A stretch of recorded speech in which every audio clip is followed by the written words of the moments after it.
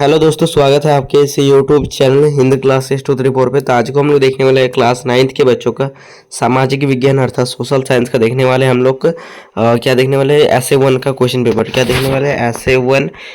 ऐसे वन का question paper देखने वाले हैं। ठीक है, तो इसीलिए इस वीडियो को शुरू से लेकर अंत तक देखिएगा। और इसी टाइप का वीडियो आपको डेली 6 PM को देखने को मिलता है। ठीक है, मिलेगा आपसे। शुरू होगा ये हम लोग का ये शुरू होने वाला है जब तक आप लोग का अर्धवार्षिक परीक्षा खत्म नहीं हो जाता है। ठीक है, डेली आप लोगों को 6 PM में क्लास 9th का देखने को मिलेगा। ठीक है, और आप लोगों को कोई भैया है तो वो 10th का जो देखने को मिलेगा 7 PM को आप लोग को डेली देखने को मिलेगा वीडियो। और 11th क्लास का कभी आर्ट्स का कभी साइंस का अलग अलग सब्जेक्ट का डाला जाएगा। ठीक है, तो आज आज जो है आप लोगों का आर्ट्स का डाला जाएगा। ठीक है, आर्ट्स का डाला जाएगा। ठीक है, चलिए, तो ये आप लोग का टाइम है 11th का आप लोग का 8 बजे डाला जाएगा। ठीक है, 8 बजे रात को, ये सब रात का टाइम है। ठीक है, चलिए तो देख लेंगे।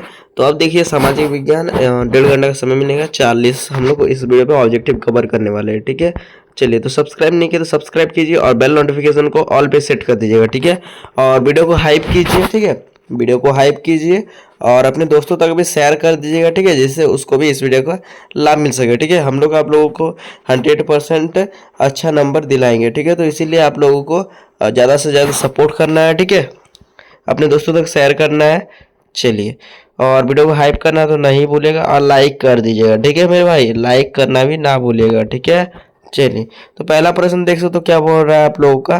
फ्रांस की क्रांति कब शुरू हुई थी?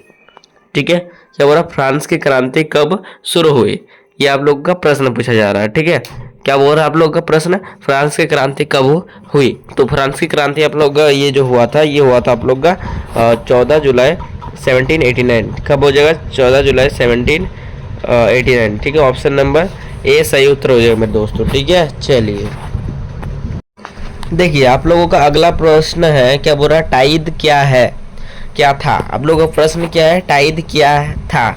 और आप लोग कमेंट कर दीजिएगा जो अगला वीडियो आप लोग का कौन से सब्जेक्ट पे चाहिए, कौन से सब्जेक्ट पे चाहिए। ठीक है, आप लोग कमेंट कर देंगे। ठीक है, चलिए, मैं ऐसा करता हूँ, कमेंट कर दिए होंगे अब। चलिए, कमेंट कर दिए कौन सा सब्जेक्ट पे चाहिए। ये सोशल साइंस का होने वाला है। ठीक है, टाइद क्या है? तो टाइद क्या है? एक आप लोग का प्रत्यक्ष कर, अप्रत्यक्ष कर, धार्मिक कर या फिर कृषि कर। तो टाइद जो है, एक होता टाइल और एक होता टाइद, एक होता टाइल, एक होता टाइल भी होता है। ठीक है, एक होता टाइल और एक होता है टाइद। तो टाइल होता है, ये होता है आप लोग का प्रत्यक्ष कर। क्या होता है? प्रत्यक्ष कर। ठीक है, प्रत्यक्ष कर होता है, परंतु यहाँ पर टाइद का बात किया जा रहा है। तो टाइद आप लोग का, इसका आंसर हो जाएगा आप लोग का धार्मिक कर। टाइद क्या था? तो ये हो जाएगा धार्मिक कर, ऑप्शन नंबर ग। तीसरा प्रश्न है मेरे दोस्तों, आप लोग देख लेंगे यहाँ पर। थोड़ा स्क्रीन को छोटा कर लेते हैं। हाँ, चलिए, क्या बोला जा रहा है आप लोगों का? क्या बोला? फ्रांसीसी समाज में सत्ता और सामाजिक हैसियत को अभिव्यक्त करने की वाली श्रेणी को क्या कहा जाता है? ठीक है, जो आप लोगों का सामाजिक जो सत्ता है, जो सामाजिक हैसियत है, उसको जो अभिव्यक्त करती है, उसे क्या कहा जाता है? तो क्या कहा जाता है? उसे स्टेट कहा जाता है। ऑप्शन नंबर घ सही उत्तर हो जाएगा। ठीक है, डेली आप लोगों का इम्पोर्टेंट क्वेश्चन आएगा तो सब्सक्राइब कर लेंगे। ठीक है, चलिए, आप देख सकते हो मार्सिले क्या है? तो मार्सिले जो है, ये क्या है? रूस का राष्ट्रगान या फिर अमेरिका का राष्ट्रगान, फ्रांस का राष्ट्रगान या फिर भारत का राष्ट्रगान। तो यहाँ पर मार्सिले जो है, ये क्या है? तो मार्सिले आप लोग का फ्रांस का राष्ट्रीय गान है। क्या हो जाएगा? फ्रांस का राष्ट्रीय गान। ठीक है, ऑप्शन नंबर घ सही उत्तर, सॉरी ग सही उत्तर हो जाएगा। ठीक है, सब्सक्राइब कर लेंगे। अगला वीडियो कौन से सब्जेक्ट पे चाहिए, कमेंट कीजिए। चलिए, 1774 ईस्वी में फ्रांस की राजगद्दी पर कौन आसीन था? तो फ्रांस की जो राजगद्दी था उस पर कौन आसीन था? ठीक है, तो लुई 16वां, ऑप्शन नंबर ख सही उत्तर हो जाएगा। ठीक है, आप लोग का ख हो जाएगा। ठीक है, चलिए, अगला देख सकते हैं आप लोगों का। यहाँ पर कहा जा रहा है, रूस में संपन्न किसान को क्या कहा जाता है? तो रूस में जो संपन्न किसान होते हैं उसे क्या कहा जाता है? ठीक है, तो उसे क्या जाता है? कुलक। क्या कहा जाता है? कुलक। ये बहुत इंपॉर्टेंट है, VVI है। ठीक है, VVI क्वेश्चन है। ठीक है, बहुत बार पूछा गया है आप लोगों के फाइनल एग्जाम में, ठीक है। फाइनल एग्जाम में पूछ रहा है तो यार अर्धवार्षिक क्या ही है उसके सामने, ठीक है। अगला देख सकते हैं आप लोगों का यहाँ पर है 7 नंबर क्वेश्चन। मार्फा वासी क्या हो रहा है, वार्सिलेवा, मार्फा वासिलेवा कौन थी, ठीक है। ये क्वेश्चन पूछा जा रहा है। इसका ऑप्शन है एक जादूगर, एक बहादुर महिला कारीगर, और आप लोग का ऑप्शन और है, ठीक है, घौ भी है और गौ भी है और घौ भी है, ठीक है। तो ये इसका आंसर बोल देते हैं, इसका आंसर हो जाएगा एक बहादुर महिला कारीगर। वो सब भी ऑप्शन दिखा देते हैं आप लोग। देखिए गौ नंबर में क्या है, एक अनपढ़ किसान, और ऑप्शन आप लोग घौ है एक शिक्षिका, क्या हो जाएगा, शिक्षिका। अगला देख सकते हो आप लोग 8 नंबर क्वेश्चन है आपका, सेंट पीट्सबर्ग का नया नाम क्या था पड़ा। तो सेंट पीट्सबर्ग जो था उसका नया नाम क्या पड़ा, ठीक है। तो ये हो जाएगा पेट्रोग्राद, ये आप लोग का घ हो जाएगा, ठीक है। बहुत इंपॉर्टेंट क्वेश्चन पढ़ा रही है सब, ठीक है। VVI क्वेश्चन बार बार आप लोगों का एग्जाम में पूछा जाता है, ठीक है। आप लोग चैनल पे जुड़े रहिएगा, फाइनल एग्जाम का भी तैयारी स्टार्ट कर देंगे हम लोग, ठीक है, जल्दी से जल्द। चलिए 9 नंबर क्वेश्चन है 1917 में क्या बोल रहा है, जारशाही के पतन की घटना को क्या कहते हैं जो जारशाही के जो पतन का घटना है उसे क्या कहा जाता है, ठीक है। 1917 में जो जारशाही का पतन का घटना हुआ था उसे क्या कहा जाता है 1917 में, ठीक है। देख लेंगे तो 9 का क्या हो जाएगा, ये हो जाएगा आप लोग का घ, ठीक है, अगस्त क्रांति। चलिए अगला प्रश्न आप लोग देख लेंगे, सॉरी ये अगस्त नहीं, आप लोग एक बार देख लें। इसका हमको लग रहा है यार ये अक्टूबर क्रांति लग रहा है, ठीक है, अक्टूबर क्रांति लग रहा है। आप लोग इसे कमेंट कर देंगे आपको क्या लग रहा है, ठीक है। हमको अक्टूबर क्रांति लग रहा है। 10 नंबर क्वेश्चन है आप लोग का, समाजवादी विचारधारा के प्रवर्तक कौन थे। समाजवादी जो विचारधारा थे उसके प्रवर्तक कौन थे, ठीक है। तो इसका आंसर हो जाएगा समाजवादी विचारधारा के प्रवर्तक कौन थे, तो कार्ल मार्क्स, ठीक है। ऑप्शन नंबर ग सही उत्तर हो जाएगा मेरे दोस्तों, ठीक है। चलिए अगला प्रश्न देख लेते हैं। 11 नंबर क्या बोल रहा है आप लोग का, भारत के कुल भूभाग का क्षेत्रफल कितना है। तो कुल भूभाग का जो क्षेत्रफल है ये कितना है, तो 32.8 लाख वर्ग किलोमीटर, ठीक है। ऑप्शन नंबर ख इसका सही उत्तर हो जाएगा, ठीक है। अगला देख लेते हैं। देखिए अगला आप लोग का दिया गया है 12 नंबर क्वेश्चन, ठीक है। 12 नंबर क्वेश्चन क्या दिया हुआ है, भारत का सबसे पूर्वी देशांतर कौन सा है, ठीक है। भारत का सबसे पूर्वी देशांतर कौन सा है, ठीक है। चलिए एक होता है पूर्वी देशांतर, एक होता है आप लोग का पश्चिमी देशांतर, ठीक है। चलिए याद रखिएगा, तो पूर्वी देशांतर जो होता है ये होता है 97.25 पूर्व, ठीक है। ऑप्शन नंबर क सही उत्तर हो जाएगा, ठीक है। देख लेंगे। अगला देख सकते तो 13 नंबर क्वेश्चन है आप लोगों का, नेपाल देश की सीमा क्या बोला, किस राज्य से नहीं लगती। जो नेपाल देश की सीमा है वो किस राज्य से नहीं लगती, ठीक है। आप लोग कमेंट करते रहेंगे। तो ये हो जाएगा आप लोग का उत्तराखंड से भी लगता है नेपाल देश की सीमा, और उत्तर प्रदेश से भी लगता है, बिहार से भी लगता है, बट आप लोग का झारखंड से नहीं लगता है हम लोगों का, ठीक है।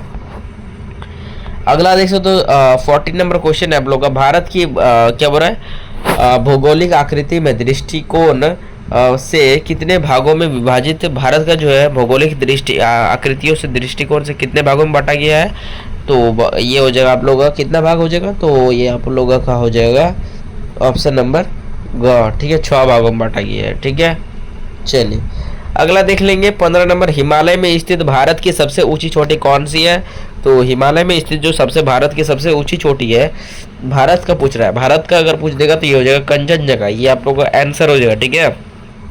और बोलेगा हिमालय की सबसे ऊंची चोटी, यहाँ पर भारत नहीं लिखा रहेगा, ठीक है। सबसे ऊंची चोटी कौन सी है, तो ये हो जाएगा माउंट एवरेस्ट, ठीक है। दोनों का डिफरेंट पता चल गया ना मेरे दोस्तों। चलिए तो आप देख लेंगे 16 नंबर क्वेश्चन आप लोगों का, ठीक है। क्या बोल रहा है, पूर्वांचल श्रृंखला का कौन सा भाग नहीं है। तो पूर्वांचल जो श्रृंखला है उसका कौन सा भाग नहीं है, ठीक है। तो देखिए, तो नागा पर्वत, इसका बाद है मिजो पर्वत, या फिर पटकोई पर्वत और शिवालिक पर्वत, ठीक है। जो पूर्वांचल भाग है उसका जो कौन सा भाग नहीं है, तो ये हो जाएगा आप लोग का शिवालिक पर्वत, ठीक है। घ सही उत्तर हो जाएगा, ठीक है। ये तीनों भाग है, मिजो पर्वत भी है, नागा पर्वत, पटकोई पर्वत भी है, ठीक है। 17 नंबर क्वेश्चन है आप लोगों के स्क्रीन पर। क्या क्वेश्चन देखने को मिल रहा है आप लोगों का, एक स्थलीय भाग जो चारों ओर से समुद्र से घिरा होता है उसे क्या कहा जाता है। एक स्थलीय भाग जो चारों ओर से समुद्र से घिरा होता है उसे क्या कहा जाता है, तट कहा जाता है, द्वीप कहा जाता है, द्वीप कहा जाता है, या प्रायद्वीप कहा जाता है, या फिर इनमें से कोई नहीं। एक स्थलीय भाग जो चारों ओर से समुद्र से घिरा होता है उसे क्या कहा जाता है, उसे आप लोग द्वीप द्वीप कहते हैं, ठीक है। हमको आप लोग कमेंट कीजिएगा सही उत्तर है कि नहीं। हम लोग को इस दोनों में क्या है, कंफ्यूज है, ठीक है, कंफ्यूज है, हम लोग इसमें कंफ्यूज हो गए थे, ठीक है। तो एक आप लोग कमेंट कीजिएगा आपको क्या लग रहा है। हमको तो द्वीप लग रहा है, ठीक है, बहुत सही उत्तर होगा हमको लग रहा है, ठीक है। चलिए आप लोग देख लेंगे क्या बोल रहा है आप लोग। 18 नंबर क्वेश्चन है, गंगा मैदान में क्या बोल रहा है, वेदिका जैसे आकृति किस भाग में प्रदर्शित होती है। तो गंगा मैदान में जो वेदिका जैसे आकृति किस भाग में, ऑप्शन है आप लोगों का बाबर, उसके बाद भांगर, उसके बाद खादर और तराई। तो गंगा मैदान में जो वेदिका जैसी आकृति होती है वहाँ पर कौन से प्रदर्शित होते हैं, तो भांगर में, ठीक है। ख नंबर सही उत्तर हो जाएगा, ठीक है। अगला 19 नंबर क्वेश्चन है आप लोगों का स्क्रीन पर देखने को मिल रहा है, गंगा नदी का उद्गम कहाँ से है। तो गंगा नदी का जो उद्गम कहाँ से है, तो ये यहाँ पर हो जाएगा आपका गंगोत्री, ठीक है। ऑप्शन नंबर ख सही उत्तर हो जाएगा, ठीक है। चलिए 20 नंबर क्वेश्चन है आपका, डल झील किस राज्य में स्थित है। तो डल झील जो है किस राज्य में, जम्मू कश्मीर, हिमाचल प्रदेश, लद्दाख या फिर राजस्थान। तो ये हो जाएगा आप लोग का जम्मू कश्मीर में स्थित है कौन, डल झील, ठीक है। 21 नंबर प्रश्न है आप लोगों की स्क्रीन पर देखने को मिल रहा होगा आपके, क्या बोल रहा है, गेहूँ चना जो आदि किस प्रकार की फसलें हैं। तो गेहूँ जो चना ये सब जो है किस प्रकार की फसलें है, ये रबी फसलें है, क्या हो जाएगा, रबी फसलें। ऑप्शन नंबर क सही उत्तर हो जाएगा, ठीक है। अगला देख सकते हो आपको 22 नंबर क्वेश्चन है, हरित क्रांति की मुख्य विशेषता है। जो हरित क्रांति होता है मुख्य विशेषता क्या है, मतलब सबसे उपयुक्त सबसे ज़्यादा कौन सा ये है, ठीक है। तो क्या हो जाएगा, गेहूँ और चावल के क्या हो रहा है, प्रत्याशित वृद्धि, मतलब जो है आप लोग का चावल में जो है ना वृद्धि करने के लिए ही हुआ था हरित क्रांति, ठीक है। हरित क्रांति होता है, उसके बाद आप लोग का दुग्ध क्रांति होता है, दूध क्रांति, ठीक है, वही सब होता है, बहुत सारा क्रांति होता है। उसके बाद एग्रीकल्चर, ये सब बहुत क्रांति होता है, ठीक है, आप लोग पढ़े होंगे, ठीक है। चलिए भूगोल में पढ़ेंगे। अगला देख सकते हो 23 नंबर क्वेश्चन आप लोग का, बहुविध फसल प्रणाली किसे कहते हैं। तो बहुविध फसल प्रणाली किसे कहा जाता है, ठीक है। देखिए तो 23 का आप लोगों का यहाँ पर हो जाएगा, एक वर्ष में किसी भी भूमि पर एक से ज़्यादा फसल पैदा करना, ठीक है। बहुविध, यहाँ पर बहुविध मतलब बहु मतलब क्या होता है, बहुत सारा, बहुविध फसल प्रणाली, फसल मतलब क्या होता है, फसल उगा रहा है जो आप लोग का, जैसे चावल उगा रहे हैं, गेहूँ उगा रहे हैं, ठीक है, जो उगा रहे हैं, ठीक है, ये सब जो आप लोग उगा रहे हैं वही हो जाता है आप लोग का क्या होता है, फसल हो गया वो ये सब, ठीक है, समझ लीजिए। अब देखिए बहुविध मतलब बहुत सारा, तो क्या हो जाएगा, एक वर्ष में एक से ज़्यादा फसल पैदा करना, ठीक है, समझ में आ गया होगा। ऑप्शन नंबर ग सही उत्तर हो जाएगा, ठीक है। अगला आप लोग देख लेंगे, अगला देख सकते हो 24 नंबर क्वेश्चन है आप लोगों के स्क्रीन पर, आप लोगों को क्या देखने को मिल रहा है, अपनी आजीविका के लिए क्या हो रहा है, अपनी आजीविका के लिए स्वर, यहाँ पर थोड़ा हाँ ठीक है, अब ठीक है, ठीक है, क्या हो रहा है, अपनी आजीविका के लिए स्वर्ण ने एक डेयरी की दुकान खोली। डेयरी मतलब क्या होता है, दूध का दुकान खोला, ठीक है, दूध का दुकान खोल दिया, ठीक है। क्या बोला, स्वर की यह क्रिया किस प्रकार की क्रिया है, किस प्रकार की क्रिया हो जाएगा, तो ये हो जाएगा आप लोगों का दूध का दुकान खोल रहा है, ठीक है। तो यहाँ पर क्या हो जाएगा, आर्थिक क्रिया हो जाएगा, तो आर्थिक क्रिया तो है नहीं, तो इसीलिए आप लोग कह सकते हैं गैर कृषि क्रिया, ठीक है। यहाँ पर कृषि क्रिया है, अनार्थिक क्रिया ये तो होता नहीं है, कोई भी ऐसा क्रिया होता नहीं है, तो ये कृषि क्रिया तो कभी नहीं होगा, इसीलिए आप लोगों का गैर कृषि क्रिया हो जाएगा। ऑप्शन नंबर ख सही उत्तर हो जाएगा, ठीक है। ऐसे में हो रहा है आर्थिक क्रिया हो रहा है, ठीक है, समझ में आ गया होगा, 100% समझ में आ गया, तो कॉमेंट कीजिए और लाइक कीजिए वीडियो को, ठीक है। 25 नंबर आप लोग का क्वेश्चन है, क्या बोल रहा है आप लोग का, HYV का क्या तात्पर्य है, HYV का क्या तात्पर्य है, ठीक है। चलिए तो यहाँ पर क्या हो जाएगा, 25 का हो जाएगा आप लोग का ऑप्शन नंबर ख, अधिक उत्पादन करने वाले बीज, ठीक है। 26 नंबर है आप लोग का, निम्न में से कौन से कारक क्या हो रहा है, जनसंख्या की क्या हो रहा है, गुणवत्ता को बढ़ाते हैं। तो जनसंख्या की गुणवत्ता को कौन बढ़ाते हैं, ठीक है। तो क्या बोल रहा है, साक्षरता दर या फिर लोगों का स्वास्थ्य या फिर कौशल, इनमें से सभी, ठीक है। तो जनसंख्या को जो कौन बढ़ा रहा है, तो जनसंख्या को जो बढ़ा रहा है ये क्या कर रहा है आप लोग का, जनसंख्या की गुणवत्ता को बढ़ाते हैं, जनसंख्या को कौन बढ़ाता है, ठीक है। तो ये हो जाएगा आप लोगों का, चलिए इसका आंसर हो जाएगा इनमें से सभी, ठीक है। ऑप्शन नंबर ग नहीं हो, यहाँ पर ग हो जाएगा, ठीक है। ऑप्शन गलत हो गया, आप लोग एडजस्ट कर लेंगे, ठीक है। 27 नंबर क्वेश्चन देख लेते हैं। 27 नंबर क्वेश्चन है, भारत सरकार की पहली शिक्षा अभियान का प्राथमिक क्या हो रहा है उद्देश्य क्या है। तो प्राथमिक उद्देश्य क्या है सर्व शिक्षा अभियान का, ठीक है। तो यहाँ पर आप लोग का बोल रहा है, तो इसका सही उत्तर हो जाएगा आप लोग का 6 से 14 के बच्चे बीच के सभी बच्चों को शिक्षा देने की पर ध्यान देना, ठीक है। जो बहुत सारे बच्चे होते हैं, छोटे बच्चे होते हैं, जिसके आर्थिक के व्यवस्था ठीक ना होने के कारण उसे क्या होता है, काम करना पड़ता है, ठीक है। दुकान में इस टाइप से काम करना होता है, ठीक है। तो वही होता है, आप लोगों को मतलब शिक्षा को बढ़ावा देने के लिए ये किया गया था। 28 नंबर क्वेश्चन है, इनमें से कौन क्या प्राथमिक क्या वाला क्षेत्र का एक उदाहरण है। प्राथमिक क्षेत्र क्या होता है, प्राथमिक क्षेत्र जिसपे हम लोग क्या करते हैं, जैसे कि पशुपालन, उसके वृक्ष पशुपालन, वृक्षारोपण, मत्स्य पालन, ये सब जो भी पालन का चीज़ होता है ना, वह सब केस में आता है, प्राथमिक में आता है, ठीक है। तो प्राथमिक में पशुपालन सही बोल दिया है पहले ऑप्शन में, तो यही हो जाएगा आप लोग का सही उत्तर है, ठीक है। चलिए अगला प्रश्न देख सकते हो। 29 नंबर क्वेश्चन है आप लोग, किसी एक खेत में 5 लोग काम कर रहे हैं, यदि उसमें से 2 लोगों को हटा दिया जाए तो उत्पादन पर कोई प्रभाव नहीं पड़ेगा। यह किस प्रकार का बेरोजगारी को इंगित करता है, ठीक है। तो ये हो जाएगा आप लोग का क्या हो रहा यहाँ पर मौसमी बेरोजगारी, हाँ यही हो जाएगा, ठीक है। प्रच्छन्न बेरोजगारी, ठीक है, जिसे क्या कहा जाता है, प्रच्छन्न बेरोजगारी या फिर छिपी हुई बेरोजगारी, क्या कहा जाता है, छिपी हुई बेरोजगारी, ठीक है, छिपी हुई बेरोजगारी कहा जाता है। अगला आप लोग देख लेंगे, तो इससे पहले अगर लाइक नहीं किए तो वीडियो को लाइक कीजिए और वीडियो को हाइप कर देंगे और कमेंट कीजिए, एक अच्छा सा कमेंट कर दीजिए कि आप लोगों को कौन से सब्जेक्ट पर नेक्स्ट वीडियो चाहिए, ठीक है। चलिए 30 नंबर क्वेश्चन है आप लोगों का, क्या हो रहा है, शिक्षा एवं स्वास्थ्य द्वारा विकसित किए गए मानव को आर्थिक क्या हो रहा है, अर्थशास्त्र में को क्या कहा जाता है। तो अर्थशास्त्र में जो होता है शिक्षा और स्वास्थ्य के द्वारा जो विकसित होता है उसको क्या कहा जाता है, शिक्षा स्वास्थ्य का जो विकसित करता है उसको क्या कहा जाता है, मानव पूंजी या फिर या फिर स्थायी पूंजी या फिर अस्थायी पूंजी या फिर कार्यशील पूंजी। तो देखिए इसमें मानव अपने क्या हो रहा है, मानव को विकास कर रहा था, इसलिए मानव पूंजी कहेंगे, ठीक है। अपने दिमाग को विकसित कर रहा है, अपने स्वास्थ्य को ठीक रख रहा है, तो ये मानव पूंजी हो जाएगा, ऑप्शन नंबर का सही उत्तर हो जाएगा, ठीक है।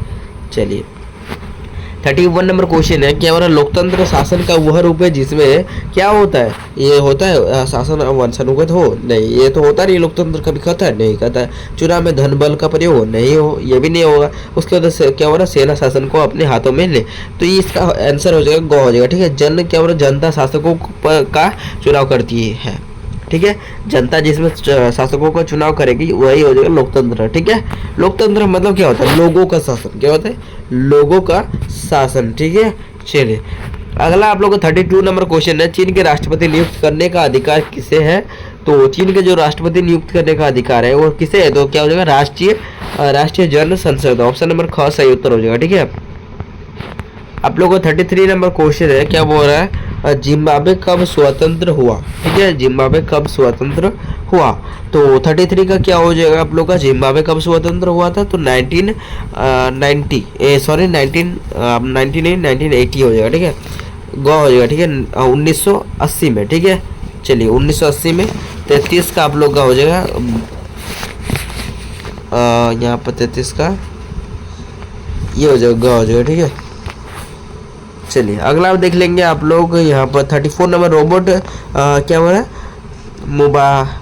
क्या हो रहा है, मुगाबे, रॉबर्ट मुगाबे कहाँ के राष्ट्रपति थे, तो ये हो जाएगा आप लोग का जिम्बाब्वे के, ठीक है, हाँ सही उत्तर हो जाएगा। 35 नंबर क्वेश्चन है आप लोगों के, स्क्रीन पर आप लोगों को देखने को मिल रहा होगा, यहाँ पर दक्षिण अफ्रीका के प्रथम राष्ट्रपति कौन थे।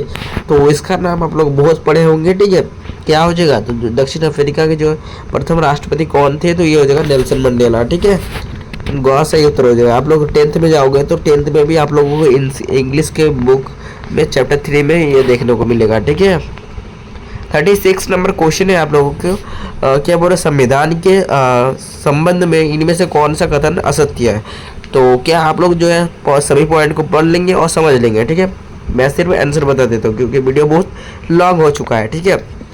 तो ये हो जाएगा क्या हो रहा है, यह सरकार के अधिकारों की सीमा नहीं बताता। ऑप्शन नंबर ग सही उत्तर हो जाएगा मेरे दोस्तों। अगला प्रश्न देख लेंगे आप लोग।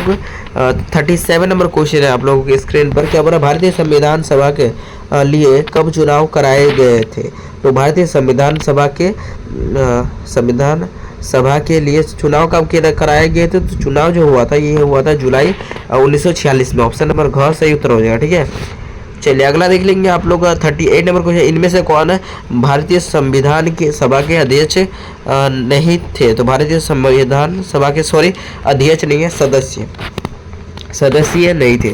तो यहाँ पर जो आप लोग महात्मा गांधी या फिर पंडित जवाहरलाल नेहरू, डॉक्टर भीमराव अम्बेडकर और डॉक्टर राजेंद्र प्रसाद, ये तीनों जो है महात्मा गांधी संविधान सभा के सदस्य थे नहीं थे। ये तीनों थे, जवाहरलाल नेहरू भी थे, डॉक्टर राजेंद्र प्रसाद भी थे, डॉक्टर भीमराव अम्बेडकर भी थे।